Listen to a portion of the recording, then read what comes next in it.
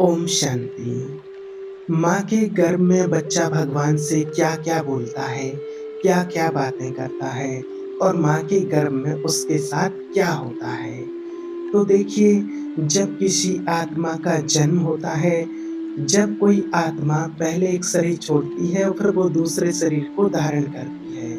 तो जब एक आत्मा दूसरे शरीर को छोड़कर जाती है और वो नया जब चोला लेती है, जब उसको नया जन्म मिलना होता है, तो पहले से ही उस आत्मा का जो गर्भ होता है, वो 3 से 4 महीने का तैयार होता है। और जब वो गर्भ तैयार होता है, तो यहाँ से जब वो आत्मा किसी पुराने शरीर को छोड़कर जाती है और उस गर्भ में प्रवेश कर जाती है।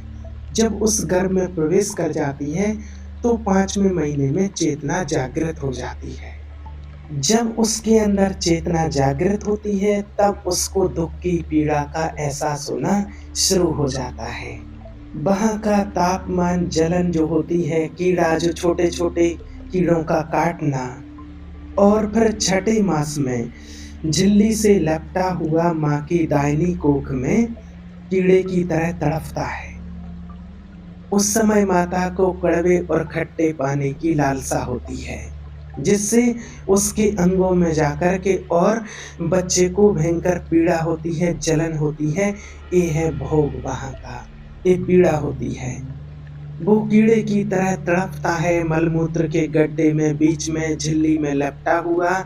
वो जीव आत्मा सुकुमार तो होता है, वहाँ के कीड़े उसको नोचते हैं, काटते हैं और वो तड़पता है। माता प्रसन्न होती है कि माता को जब प्रसन्नता होती है कि बच्चा जब हिलता है, कुछ हलचल होती है तो, और उसको कितना कष्ट हो रहा है, भयंकर कष्ट पा रहा है। ऐसा क्लेश होता है कि जैसे कहते हैं, शास्त्रों में कहा गया है कि जैसे इतना क्लेश होता है कि क्षण-क्षण में वो बेहोशी-सी आ जाती है उसको। माता के द्वारा खाया हुआ भोजन गरम, नमकीन, रूखे, खट्टे और यही पदार्थ पाने की माता की इच्छा होती है, क्योंकि उसको भोग भोगना है वहाँ पर।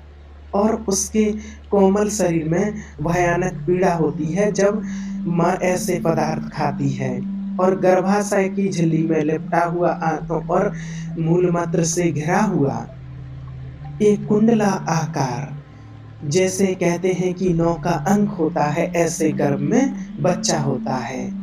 ऐसी गर्भस्थ शिशु की आकृति होती है। पिंजरे में बंद एक पंछी की तरह पराधीन ना तो बोल सकता है। बड़ा असमर्थ और दुःख को भोग रहा है, चेतना पूरी रहती है उसको। और फिर इसी समय उसको थोड़ी ज्ञान की प्रकाष्ठा होती है, उसके अंदर थोड़ा ज्ञान आता है उस आत्मा के अंदर कि इतना कष्ट मुझे क्यों मिल रहा है, मैंने ऐसा क्या किया है। फिर उसे कई वर्षों के कुकर्म उसको याद आते हैं। कितने जन्मों के कर्म उसको याद आते हैं कि अरे मैंने ही ऐसे कर्म किए थे, ऐसे पाप कर्म किए थे, इसलिए मुझे ऐसे-ऐसे कष्ट भोगने पड़ रहे हैं। और बेचैन हो जाती है वो आत्मा, कैसे निपट पाऊँगा इन पाप कर्मों से।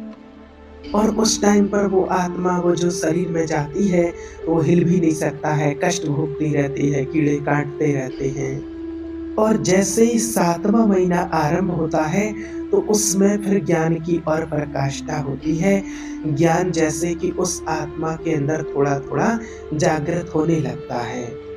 तड़पता है वो वहाँ पर, सत्व धातु में बंधा हुआ वो जीव भयभीत होकर के पुकारता है कि अगर कोई भगवान है, तो मुझे इस कष्ट से एक बार कोई निकाल दे।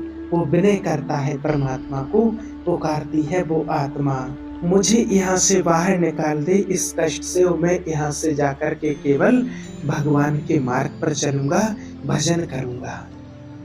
देखिए वहाँ पर वो आत्मा कितना कष्ट भोग रही है, और जब कोई गर्भ हत्या कर देते हैं तो उनको कितना पाप लगता होगा, सोचिए। इससे बड़ा और कोई पाप नहीं होता है, इसलिए ऐसा महापाप कभी नहीं करना। फिर वो आत्मा परमात्मा को पुकारती है कि प्रभु मुझे इस दुःख से निकालो।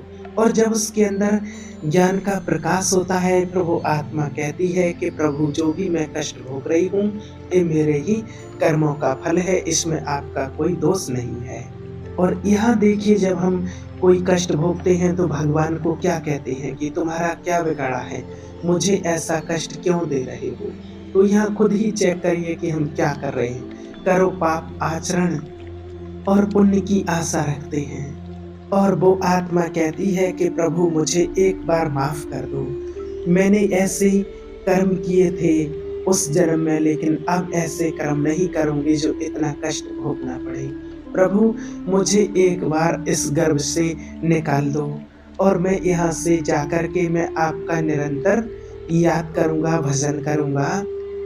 ये हमें वहाँ हम सभी आत्माएं परमात्मा से वादा करते हैं गर्भ सेन में, गर्भ अवस्था में, अब मैं आपको कभी नहीं भूलूंगा प्रभु, सद्मार्ग पर चलूंगा। इसके लिए कहते हैं कि तत्कालिक वैराग, जैसे कहते हैं ना, कथा सुनते कोई अच्छा भजन सुन लिया, कुछ सुन लिया, तो लगता है कि अरे अब तो भजन मार्ग में ही, ज्ञान मार्ग में ही चलना है, भक्ति ही करना है, अब और कुछ नहीं।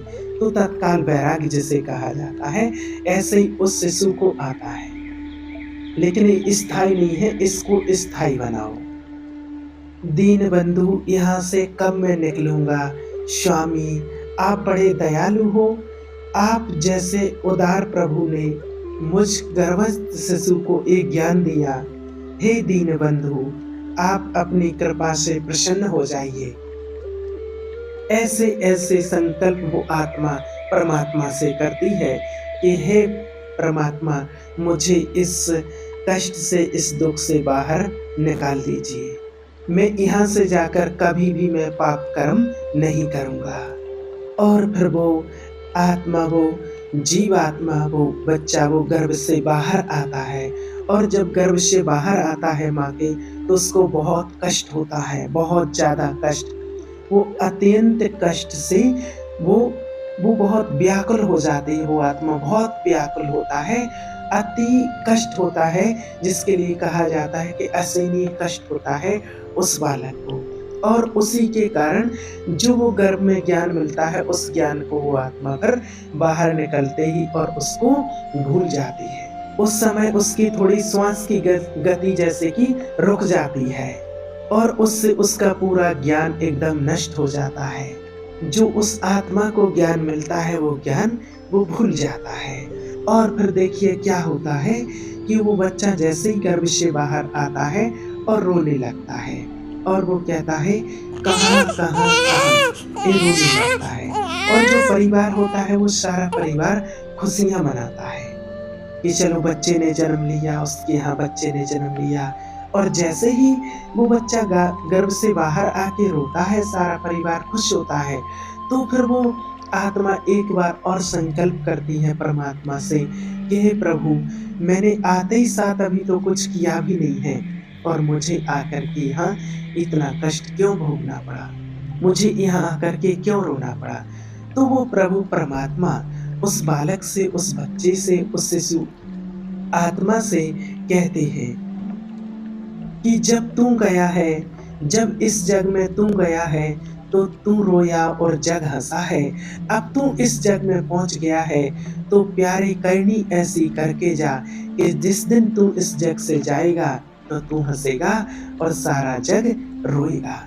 कि अच्छे कर्म करके जाना, पुण्य कर्म करना, और पुण्य कर्म करके जाएगा तो जब यहाँ से जाएगा तो भगवान के दर खुले मिलेंगे, अच्छी जगह पे तेरा फिर जन्म होगा। तो जिसके लिए कहा जाता है कि जो अच्छा व्यक्ति होता है, और अच्छा व्यक्ति जब यहाँ से जाता है, इस दुनिया से जाता है, तो घर परिवार, पड़ोसी, मोहल्ले वाले, गांव वाले सब उसको याद करते हैं कि अच्छा व्यक्ति था और चला गया। सब संसार उसकी याद में रोता है, और वो खुश होता है क्योंकि पुण्य करके वो आत्मा जाती है तो उसको फिर भगवान के दर खुले मिलते हैं। और देखिए यहाँ जैसे ही जन्म होता है, फिर वो बच्चा धीरे धीरे बड़ा होने लगता है, बड़ा होने लगता है, तो जब वो अपने दोस्त यारों के साथ खेलने लगता है, पहले जब छोटा रहता है तब भी उसको कष्ट होता है क्योंकि बाल अवस्था होती है, कुछ कह नहीं सकता है, बोल नहीं सकता है, क्या तकलीफ़ हो रही है, क्या दुःख हो रहा है, कुछ बता नहीं सकता है उसको। कभी कोई मच्छर काटता, कीड़े काटते, कुछ भी, कपड़े से जलन हो रही है, कुछ भी हो रहा है, प्यास लग रही है, भूख लग रही है, कुछ नहीं कह सकता, सिर्फ़ रो सकता है, तो वो भी उसको एक कष्ट होता है। और फिर जैसे-जैसे बड़ा होता जाता है और देखिए वो भगवान की स्मृति को भूलता जाता है, तो जैसे ही बच्चा बड़ा होता है थोड़ा तो सबसे पहले वो अपनी माँ को पहचानता है और उसका संबंध एक माँ तक रहता है। और माँ के बाद फिर जैसे ही थोड़ा बड़ा होता है, तो उसका फिर अपना संबंध अपने दोस्तों से जुड़ जाता है। दोस्तों के साथ खेलना, फिर माँ को थोड़ा कम हो जाता है, दोस्तों के साथ खेलना, दोस्तों के साथ रहना, सब कुछ जैसे ही थोड़ा और बड़ा होगा, तो फिर उसका जो संबंध होता है, वो स्कूल के साथ, टीचर के साथ हो जाता है। स्कूल जाना, टीचर ने क्या होमवर्क दिया, क्या करना है, उसके साथ जुड़ाव हो जाता है। जैसे ही और बड़ा हो जाता है, उम्र उसकी बढ़ती जाती है, पढ़ लिख कर के बड़ा हो जाता है, फिर उसका जो संबंध जुड़ जाता है, वो अपनी नौकरी होगी अगर तो कोई पढ़ लिख कर के कोई पद मिल जाता है, नौकरी लग जाती या फिर अपना धंधा बिज़नेस करता है, तो उसके साथ अपना सारा लगाव और संबंध उस आत्मा का जुड़ जाता है। फिर वो धीरे-धीरे दोस्तों को, माता को इनसे थोड़ा कम होता जाता है। अब फिर और आगे चल कर के जब उसका फिर विवाह हो जाता है, तो फिर सारा संबंध पत्नी के साथ हो जाता है और पत्नी के साथ ही सब कुछ लेन-देन, सब कुछ बोलचाल, वार्तालाप, सब कुछ उसी से हो जाता है और धीरे-धीरे वो चीज़ों को पीछे छोड़ता जाता है और फिर जैसे ही उसका बच्चा हो जाता है, तो फिर उसका संबंध उसी बच्चे के साथ हो जाता है।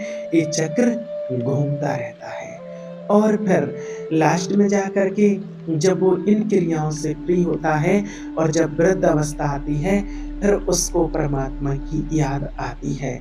और इतने के बीच में तो देखिए वो कभी भी भगवान को याद नहीं करता है। जैसे उस बच्चे का जन्म होता है, तो माया जकड़ लेती है। माया यहाँ पैसे को नहीं कहा गया, माया यहाँ बुराइयों को कहा जाता है। काम, क्रोध, लोभ, मोह, अहंकार, ईर्ष्या, नफ़रत, चुगली, घृणा, जो हम भगवान से गर्भ में वादा करके आते थे और वो ही जैसे ही जन्म हुआ और माया में जकड़े और वो भगवान का वादा याद भूल गए कि हम आपको याद करेंगे, सद्मार्ग पर चलेंगे और फिर जैसे ही आते पाप कर्म करते-करते और यहाँ तक पहुँच जाते हैं, जब वृद्धावस्था हो जाती है, तब भगवान की याद आती है और उस टाइम पर तो हालत ऐसी हो जाती है कि जब खुद के बच्चे पसंद नहीं करते हैं, खुद के बच्चे ही एक बाहर वाले रूम में खटिया डाल देते हैं कि पिताजी, माताजी को यहाँ डाल दो, यहाँ लेटे रहिए या आजकल तो कोई-कोई वृद्धाश्रम में भी भेज देते हैं। तो उस समय तो खुद के बच्चे पसंद नहीं कर रहे हैं, जिनके लिए पूरा जीवन लुटा दिया और उस टाइम पर फिर भगवान क्या पसंद करेगा?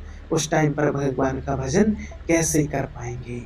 इसलिए जो जीवन मिला है, उसी में सार्थकता रखते हुए एक परमात्मा को पहचान कर थोड़ा उसका भी ध्यान ज़रूर करना चाहिए, नहीं तो पाप कर्म हमारे और बढ़ते ही जाते हैं। और फिर जब वृद्ध हो जाते हैं उसके लिए तो कहा जाता है कि जब चिड़िया चुग गई खेत है फिर डंडा हिलाने से क्या फ़ायदा? फिर वही पश्चाताप के साथ फिर वो शरीर छूट जाता है, फिर वही क्रिया फिर से शुरू हो जाती है। तो देखिए कहने का भाव कि जो हमें जो समय मिला हुआ है, उसी समय में से थोड़ा हम समय निकाल कर के परमात्मा को याद करें, नहीं तो हमारा जीवन ऐसे ही अगर व्यर्थ में चला जाएगा, तो हम पछता पश्चाताप के सिवा हमारे पास और कुछ भी नहीं बचेगा। इसलिए हमें अभी जो समय मिला है उसमें से थोड़ा समय निकाल कर के और अपने कर्मों को विशेष देख कर के, ध्यान दे कर के और हमें श्रेष्ठ कर्म करने हैं। कोई भी ऐसे पाप कर्म नहीं करने हैं जिनकी हमें इतनी कड़ी सज़ा भोगनी पड़े। और परमात्मा ने हमें इतना स्पष्ट ज्ञान दिया है, इसलिए कर्मों की गति को जान करके परमात्मा को याद करना है और पूर्व के जो पाप कर्म हैं, उनको भी हमें नष्ट करना है और अभी कोई नया पाप कर्मों का खाता हमें नहीं बनाना है। ओम शांति।